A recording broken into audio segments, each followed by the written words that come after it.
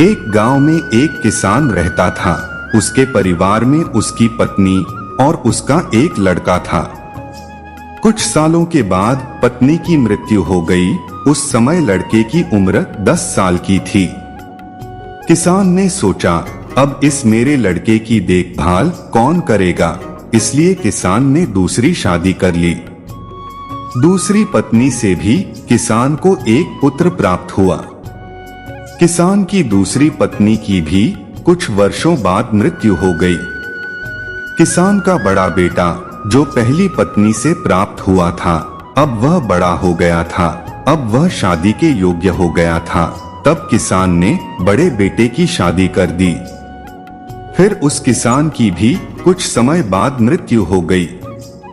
किसान का छोटा बेटा जो दूसरी पत्नी से प्राप्त हुआ था और पहली पत्नी से प्राप्त बड़ा बेटा दोनों साथ साथ रहते थे। कुछ समय बाद किसान के छोटे लड़के की तबीयत खराब रहने लगी। बड़े भाई ने आसपास वैद्यों से इलाज करवाया, लेकिन कोई राहत नहीं मिला।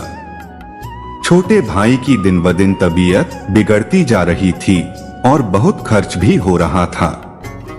एक दिन बड़े भाई ने अपनी पत्नी से सलाह की कि यदि यह छोटा भाई मर जाए तो हमें इसके इलाज के लिए पैसा खर्च नहीं करना पड़ेगा और जायदाद में भी आधा नहीं देना पड़ेगा। तब उसकी पत्नी ने कहा कि क्यों न किसी वैद्य से बात करके इसे जहर दे दिया जाए।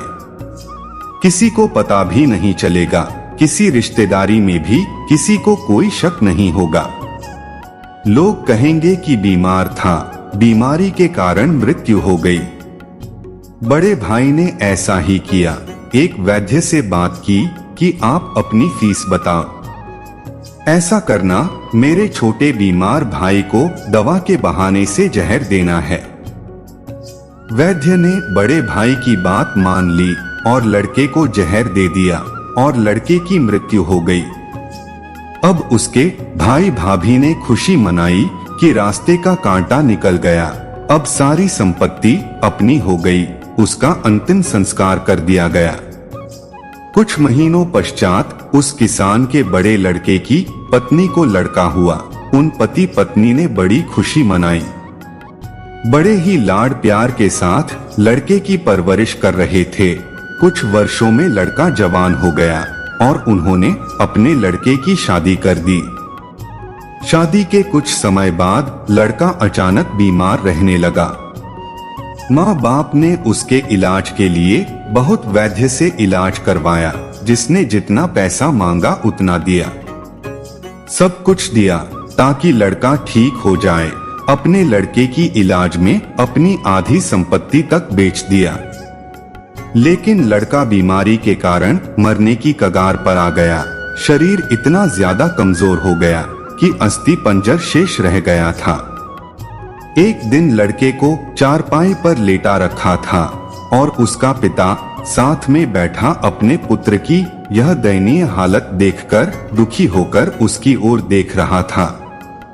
तभी लड़का अपने पिता से बोला कि भाई, अपना सब हिसाब हो गया, बस अब कफन और लकड़ी का हिसाब बाकी है, उसकी तैयारी कर लो।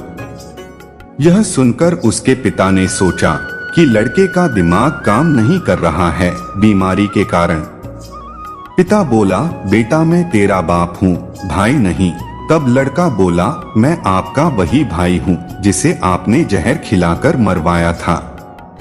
जिस संपत्ति के लिए आपने मरवाया था, अब वह मेरे इलाज के लिए आधी संपत्ति बिक चुकी है। केवल आपकी शेष है, हमारा हिसाब हो गया। तो उसका पिता फूट फूट कर रोते हुए बोला कि मेरा तो कुल नाश हो गया, जो किया मेरे आगे आ गया। लेकिन तेरी पत्नी का क्या दोष है जो इस बेचारी को जिंदा जलाया जाएगा। उस समय सती प्रथा थी, जिसमें पति के मरने के बाद पत्नी को पति की चिता के साथ जला दिया जाता था। तब वह लड़का बोला, वो वैद्य कहाँ है जिसने मुझे जहर खिलाया था। तब उसके पिता ने कहा, तुम्हारी मृत्यु के 3 साल बाद वह भी मर गया था। तब लड़के ने कहा, यह वही दुष्ट वैद्य है जो आज मेरी पत्नी रूप में है। मेरे मरने पर इसे जिंदा जलाया जाएगा। हमारा जीवन तो उतार चढ़ाव से भरा है, इसके पीछे हमारे अपने ही कर्म होते हैं। हम जैसा बोएंगे वैसा ही काटना पड़ेगा, इसलिए अच्छे कर्म ही करना चाहिए जिससे हमें अच्छे फल मिले।